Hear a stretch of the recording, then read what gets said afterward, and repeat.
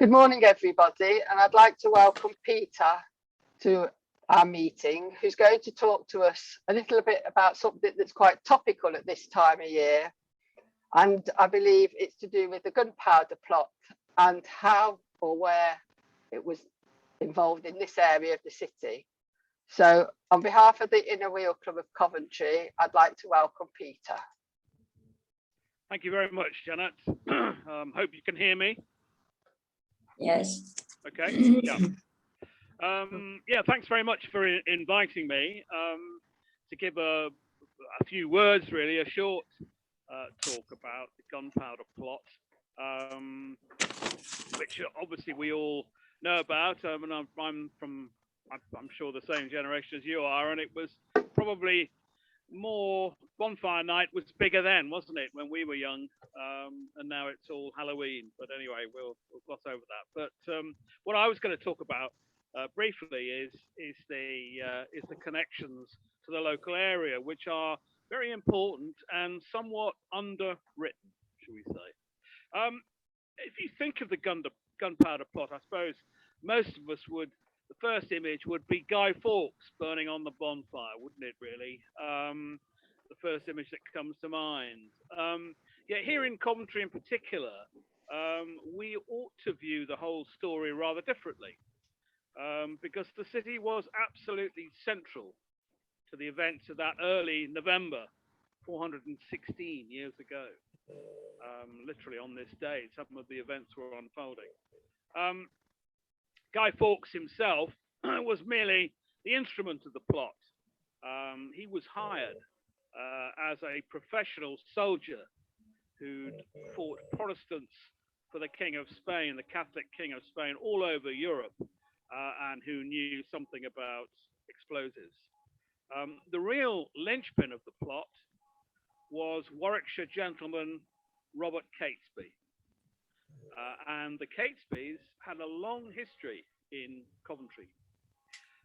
Back in 1339. Which is the sound thing? Sorry. I'll continue. But back in 1339, William the Catesby completed his rise from the Warwickshire peasantry to become a knight. And in the years that followed, acquired a substantial house and more than 40 tenements in the city. In other words, more than 40 other properties. His house was, I don't know whether he built it or bought it from somebody else, but it was one of the main, in the 14th century, one of the biggest houses in the city. And for 150 years after that, his descendants, the Catesbys, were among the biggest landowners in the city, in the growing city. They owned property in Bishop Street, West Orchards, Earl Street. As I say, they had the huge mansion somewhere, I think in Earl Street, possibly. But surprisingly, they never sought public office, despite that being the traditional route to power and influence. And many of the other wealthy families who grew with Coventry, if you like, whose prosperity grew with the city in the late Middle Ages. They would become masters of the guilds, and then they would become mayor, and they were involved in the civic life and the political life of the city. Catesby's weren't. Not quite sure why. It wasn't a religious thing, even though they were Catholics, because everybody was Catholic at that time. But they didn't seek public office. But there was a Catesby Lane in the old medieval city, which shows how important they were to the place. I'm not exactly sure where it was, and it disappeared a long time ago, as I'll shortly tell you. But I think it was somewhere near the river Sherburn, somewhere near Palmer Lane, which is where the Sherburn rises or appears just beyond the Burgess for a few moments and plunges away under the in its concrete culvert, its modern culvert. I think it's somewhere in that area there was a Catesby Lane, but Catesby Lane seems to have vanished after the Battle of Bosworth Field in 1485, when Henry Tudor defeated Richard III and took his crown. at the time, the head of the Catesby family took Richard's side, which was probably an unwise thing to do, and was actually executed after the battle. So I suspect that Catesby Lane and the Catesby's influence in Coventry disappeared pretty rapidly after that. And certainly by 1605, the period we're talking about, the Gunpowder Plot, all traces of the family had disappeared in the city. And Robert Catesby, his chief estate was at Lapworth in East Warwickshire. They had estates all over this part of the Midlands as well. They were a wealthy family. Catesby himself was 32 at the time, as a charismatic figure, apparently. Every inch a proud Catholic.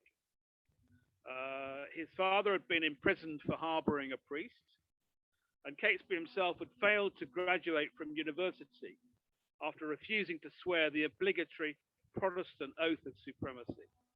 So he was very much on the radical wing of the Catholic faith. But in 1602, when James I succeeded Elizabeth I, he'd been expected to soften the rather harsh anti-Catholic policies of the last years of her reign. But that had not happened. And in 1605, Catesby himself, Robert Catesby, decided that the time had come for action.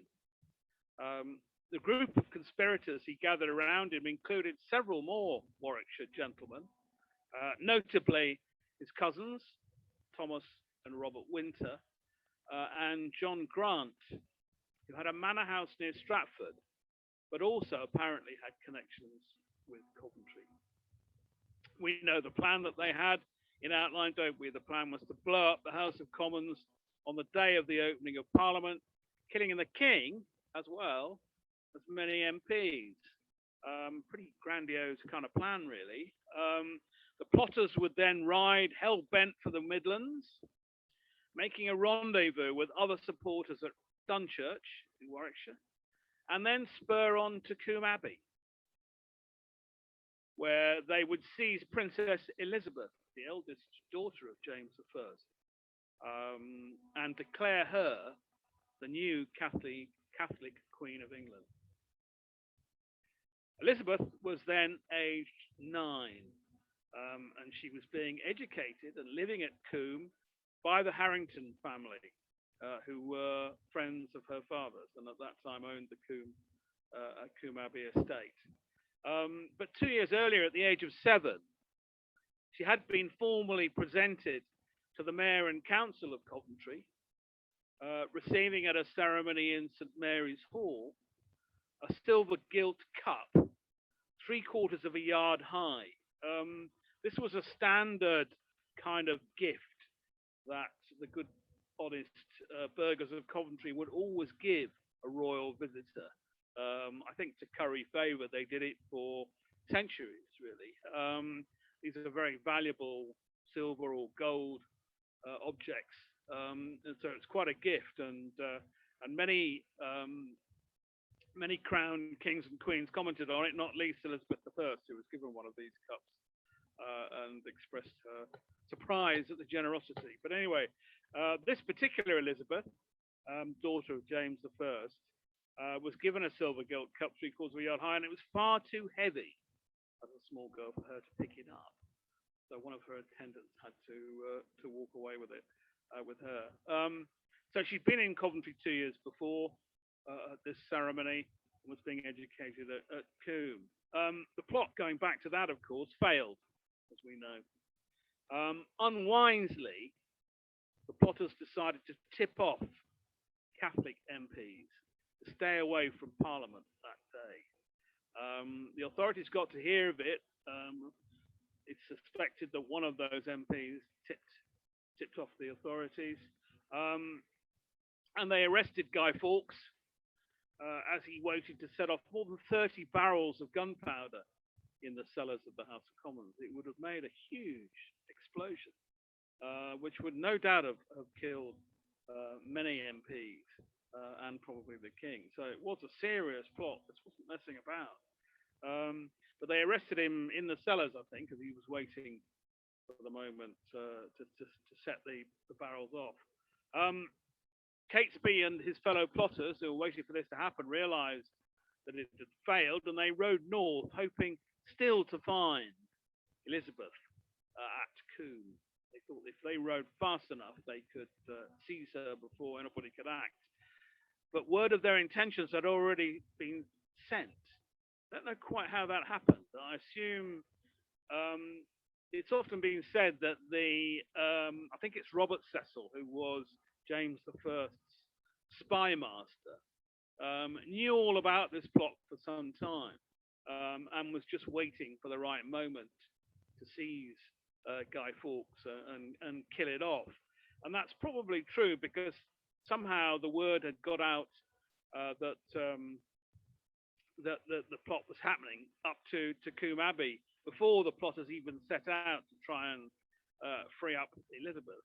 And she'd been moved on the 4th of November, exactly 416 years ago today.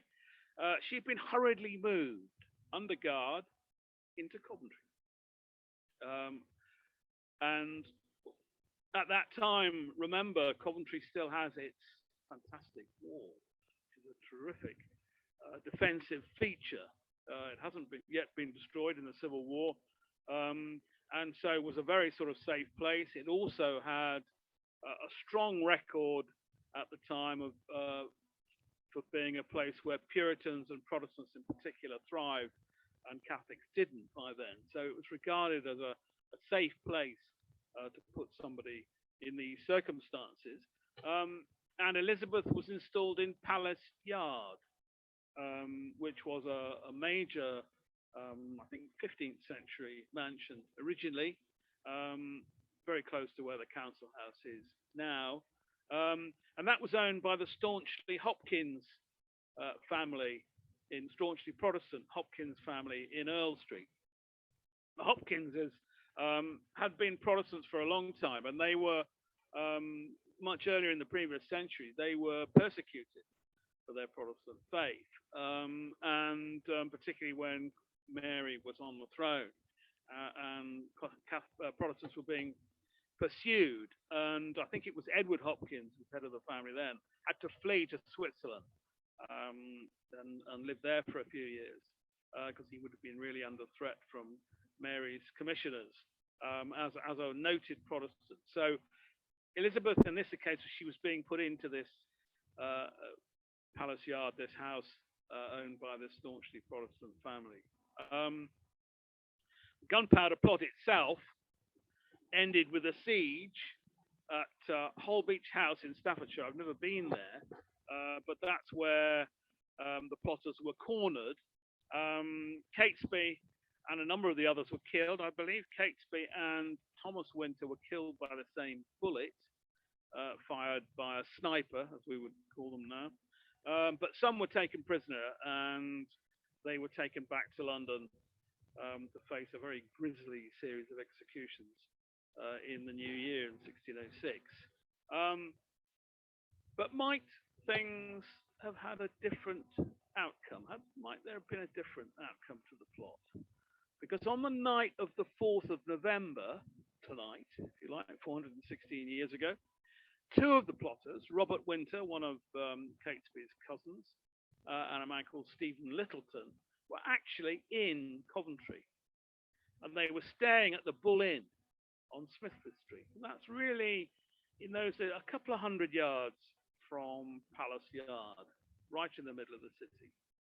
Had they known that Elizabeth had already been brought into the city, which they clearly didn't, an opportunity might have arisen to spirit her away from her escort, who must have relaxed a little bit, knowing that they'd brought her into this staunchly Protestant town where she would be safe.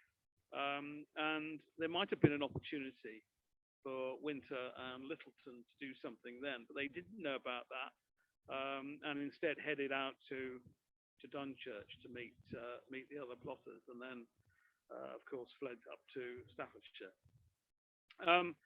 The moment was commemorated in Coventry as many other places. Initially as Gunpowder Treason Day. That's the original name for bonfire night, if you like. And it was added to a list of feast and holy days established in Coventry, as elsewhere. But I'm sure at the time it must have been realised that this was very much a local event, if you like, the Gunpowder Plot, as I've just explained. But that sort of the city's central role in it gradually slipped into the shadows. It might have been different, again, if places associated with the plot had survived. But the Bull Inn, which had been the home of the Onley family in Smithford Street, was a late medieval mansion and was actually the first place, almost the first place that the new Henry VII, after the Battle of Bosworth, had stayed in. Henry came within 2 days of the Battle of Bosworth, defeating Richard. He'd sent Richard's body to Leicester, where, as we now know, he was discovered 400 years, more than 400 years later. But Henry himself came to Coventry, and he stayed with the Olney family at their house in Smithford Street. And that house later became the Bull Inn, and originally the Black Bull Inn. Must have been a fantastic looking place. There are one or two old illustrations of it, but it was unfortunately demolished in the 18th century, a long, long time ago, to make way for the cavalry barracks on Smithford Street, which in turn, of course, were lost before the war and after the war, and during the war, rather. So there's nothing really of the Bull Inn left. We're not even quite sure of the exact location of it now, but we'll probably find that. But what of Palace Yard? This fantastic old house where Princess Elizabeth stayed. Well, by the 20th century, Palace Yard was a bit of a mess. It was much altered, virtually derelict. But I think it could have been restored into something rather wonderful. But sadly, it was blitzed flat in the November Blitz of 1940. It's one of the, apart from the cathedral, it's probably the most high-profile loss of that night. And as we speak, the site of it is now about to be redeveloped by Coventry University. I'm sure some of you have seen the big development site opposite the council house, where in the summer they had the assembly gardens for events. And you can see on the surviving building there a mock-up of the hoardings show what's going to come next, and I think they'll probably be starting work on that very soon. But the corner of that really is where Palace Yard was. There are photographs. I've never seen an exterior photograph of it, but there are a lot of photographs taken from within the courtyard of Palace Yard of various features of the building. I think it would have been a wonderful survivor, but sadly it's gone. And with it has gone that, I think, that kind of realization that how important Coventry was in these events in the 17th century. And I think in other terms, Coventry's story in the 17th century is a really fascinating one. This is one example where the city was involved in national events, if you like, and there are others. And it's been underwritten, the 17th century history of the city. We know about the city in the Civil War and its defiance of Charles I and the resulting destruction of the town wall by his son Charles II. But there's a lot of other very interesting history in that whole century. And I actually know somebody who is actually hoping to produce a book on it fairly soon. There's some really interesting things going on. And this is another one to me. I mean, I'm a former Telegraph feature writer for many years, and although I'm not a native Coventrian, I think the city has so many wonderful stories to tell, some of which are very well known, and others are not. And I think the Gunpowder Plot is one of those, really. I think it would be nice to make a little bit more of it. I'll give you another example, actually, from a different period, and that's really the duel on Gosford Green when Richard II, back in the 1390s, called the Duke of Norfolk and Henry Bolingbroke to fight a duel over a quarrel they had on Gosford Green. Richard called a halt to that as they were lining up to fight this duel on their horses. Called a halt to it, banished them both. But Henry Bolingbroke came back as Henry IV to England and actually unseated Richard from the throne. And people are realizing really that that duel that never happened, if you like, was really the start of the Wars of the Roses.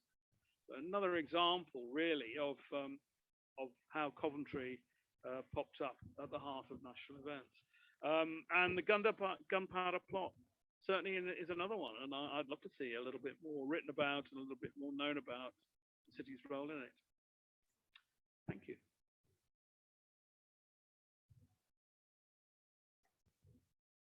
Thank you, Peter.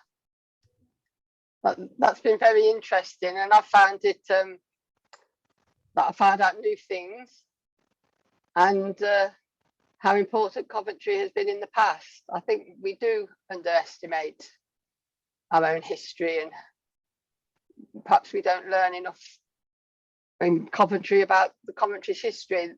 They perhaps overestimate, or not overestimate, but concentrate on the night of the Blitz and forget we existed before then. I think all places have a tendency to concentrate on one or two important things, and I wouldn't undervalue the Blitz for a moment. No. But as someone who moved here as a journalist quite a long time ago now and still lives in the city, I've always felt that it has many more interesting stories than perhaps we tend to know about, and this is another one. As I said, on the duel of Gosford Green, and I've written, I think, 3 books now on the city's history, and I've always tried to reflect a lot of these stories and a lot of the people concerned with them, because I think it's a fascinating story, and history is all about stories. That's what it is. Has anybody got any questions? If they'd like to unmute themselves, if they've got a question.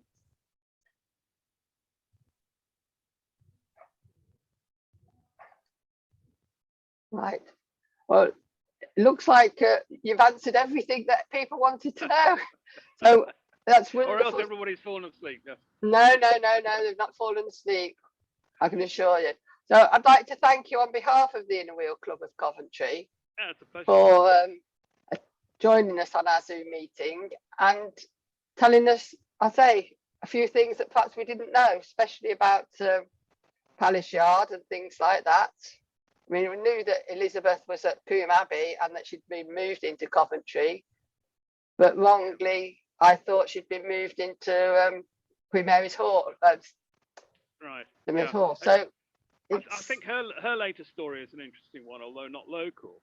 I think she was married to the King of Bohemia later on and became known as the Winter Queen, which I think means, I think she had a sad life. I think her husband died young, and she was kind of trapped in Central Europe. I believe. I don't know a lot about her, but yeah, that's certainly the Princess Elizabeth we've been talking about. So as I say, thank you very much for your time, and thank you to everybody for listening. And we'll see what else we can learn. Right.